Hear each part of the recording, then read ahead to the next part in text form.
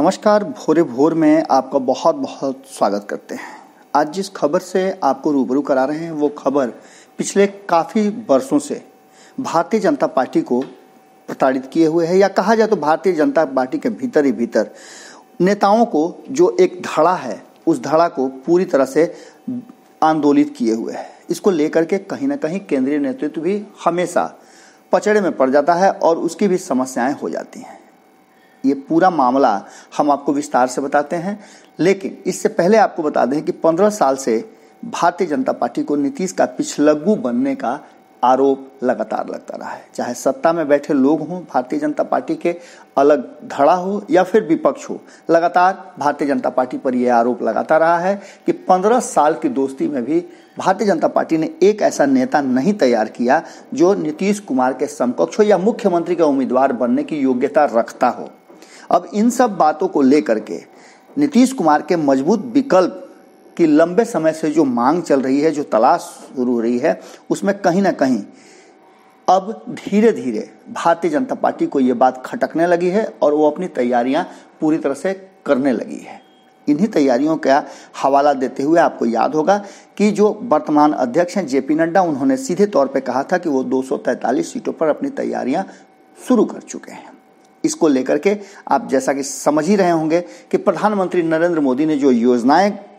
लाई हैं, उन योजनाओं में बिहार पर विशेष फोकस करना और बिहार की चर्चा करना इस बात की तरफ इशारा करता है कि कहीं ना कहीं अब भारतीय जनता पार्टी अपने हिसाब से अपनी राजनीति को गढ़ने लगी है।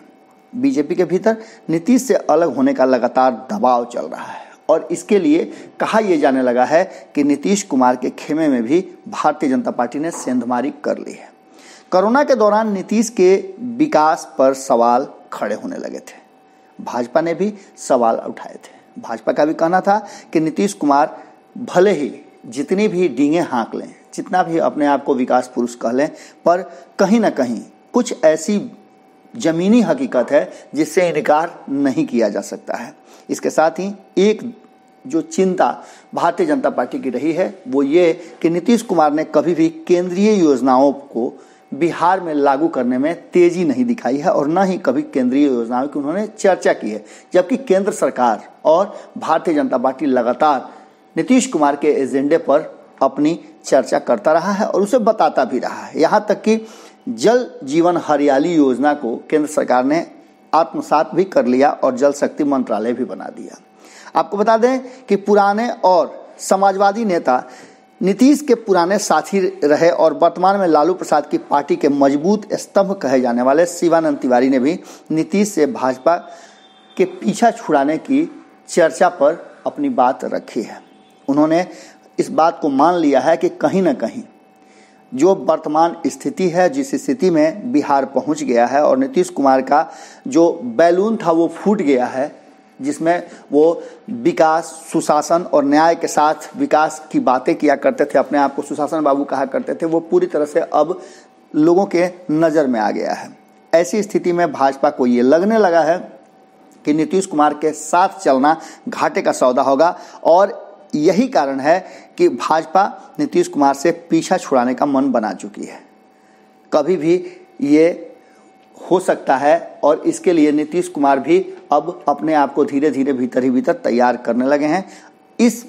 बात के बाद से शिवानंद तिवारी ने निश्चित रूप से एक बड़ी चर्चा बिहार की राजनीति में छेड़ दी है। चर्चा जोरों पर है कि जदयू के कई मजबूत माने जाने वाले नेता भाजपा के बहुत करीब और उनके संपर्क में हैं। जरूरत पड़ी तो नीतीश को छोड़ने में, भाजपा का दामन थामने में उन्हें जरा भी देर नहीं लगेगी। आपको बता दें कि भाजपा के रणनीति में अचानक बदलाव के पीछे ये एक बहुत बड़ा कारण है और इतना ही नहीं,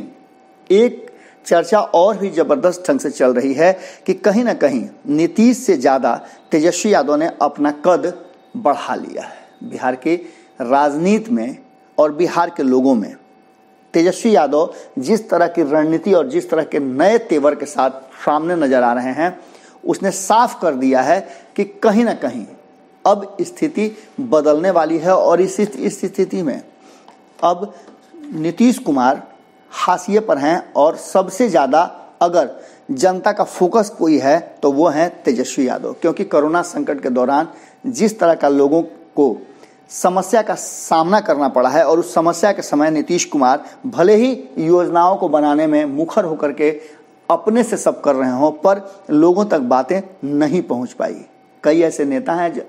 जदयू के जो चुपचाप हैं और अपनी बातें रखने से उन्हें शायद मना किया गया है। जनता के बीच कोरोना संकट के दौरान तेजस्वी के प्रति लोगों का भरोसा बढ़ा है, ये बातें अब चर्चा का विषय बनी हुई है। तेजस्वी की नई टीम एक फाइटर के रूप में जो भी फैसला कर रही है, जो भी उनकी कोर टीम है, उस टीम के रणनीति पर अब सीधे तौर पे आपने देखा होगा कि कोई अटैकिंग नहीं कर पा रही है जदयू। टीम तेजस्वी को कोई फर्क नहीं पड़ता कि अब कौन उनके साथ है और कौन उनके साथ नहीं है, बल्कि वो पूरी योजना को डिटरमाइंड होकर के जिस तरह से बिहार में लेकर के चल रहे हैं, वो भी नीतीश कुमार के लिए एक बड़ा समस्या का कारण बनता जा रहा है। जानकारों की माने तो भाजपा को नीतीश तेजस्वी के सामने कमजोर नजर आ रहा है। सीधी बात है कि नीतीश के कमजोर होने के पीछे उनके लोग और उनकी पार्टी के बहुत बड़े बड़े जो नेता हैं वो भी एक मुद्दा बन सकते हैं। भारतीय जनता पार्टी अब सीधी लड़ाई में आना चाहती है और इस लड़ाई में वो नीतीश नहीं बल्कि खुद का चेहरा सामने रखना चाहती है। मुख्यमंत्री के रूप में चाहे कैंडिडेट कोई भी हो, पर इस बार के चुनाव को जो 2020 का मेन लड़ाई माना जा रहा था, इस बार भारतीय जनता पार्टी का मानना है कि बिहार की सत्ता अपने कब्जा में करना चाहिए और इसके लिए प्रधानमंत्री नरेंद्र मोदी का नाम सबसे आगे है। आपने देखा होगा कि लगातार किस तरह से खुद अमित शाह अब मीडिया के चैनलों पे आकर के अपनी बातें रख रहे हैं और इन लॉकडाउन के अंतर्गत जो कुछ भी नरेंद्र मोदी ने फैसला लिया, उस फैसले को वो दुनिया में सबसे मजबूत और सबसे कारगर फैसला बताने और उसे प्रमाणित करने में लगे हुए हैं। जिस तरह से उन्होंने नरेंद्र मोदी के कद को दुनिया के सामने स्थापित करने का प्रयास किया है, अमेरिका जैसे संपन्न देशों के सामने भी जिस तरह से नरेंद्र मोदी एक बड़े मजबूत रणनीतिकार के रूप में सामने दिखाए जा रहे हैं, वो इस बात का द्योतक है कि बिहार में नरेंद्र मोदी के नाम पर ही एक बार चुनाव लड़ने की तैयारी भारतीय जनता पार्टी कर रही है। मजबूत विकल्प के लिए उसे नए साथी की जो जरूरत पड़ेगी, वो नए साथी भी कहीं ना कहीं अब धीरे धीरे उसके नज़र में आने लगे हैं।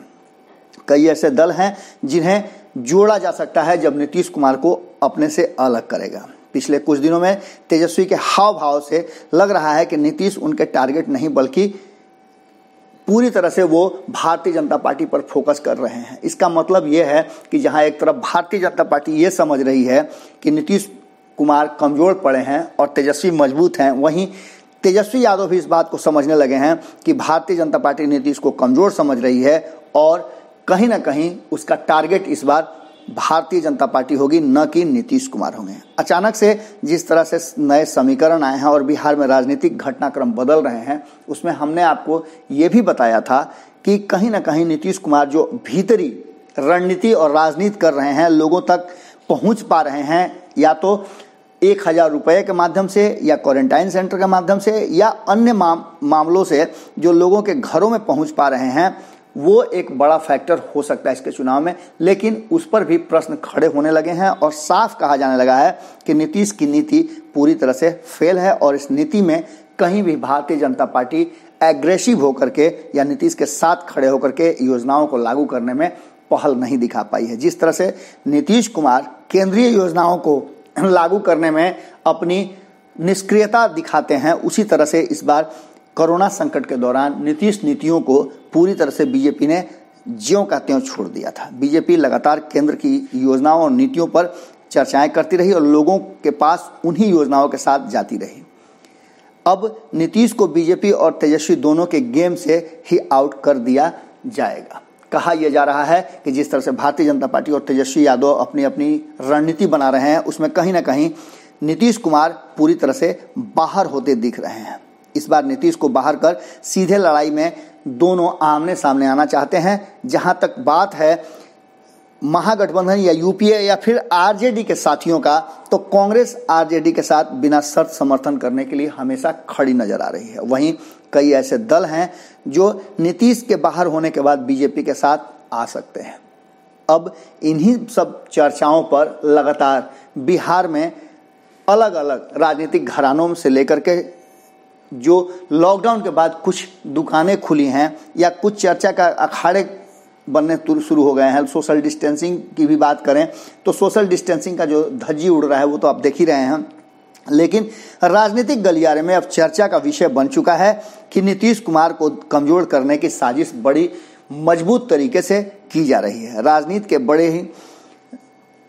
जानकार और जो बिहार को अच्छी तरह से जानते हैं उनका भी मानना है कि कहीं ना कहीं नीतीश कुमार को कमजोर करने की साजिश जबरदस्त ढंग से हो रही है और उसके पीछे उनके अपने ही कुनबे के लोग हैं जो लंबे समय से चुप्पी साधे हुए हैं। इशारा किन की तरफ है ये तो वक्त बताएगा और कौन कौन नीतीश कुमार से